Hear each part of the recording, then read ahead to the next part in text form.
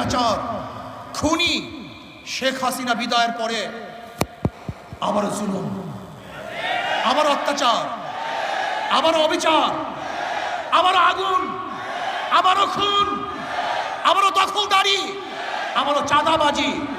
না, এই কারণেই আবু সাইদ রক্ত দেয় নেই, এই কারণেই মুক্ত রক্ত দেয় নেই, এই কারণে আমাদের হাজারো সংগঠনের ছেলেরা জীবন দেয় নাই, এই কারণে এদেশের মানুষ বন্ধ হয় নাই, এই কারণে এদেশের মানুষ রাস্তায় ঝাঁপিয়ে পড়ে নাই।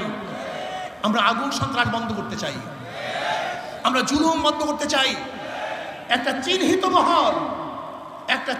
মহল সুযোগ সন্ধানী তারা আবারও সমস্ত ঘাটগুলিকে দখলে নিয়েছে, সমস্ত প্রতিষ্ঠানগুলিকে দখলে নিয়েছে।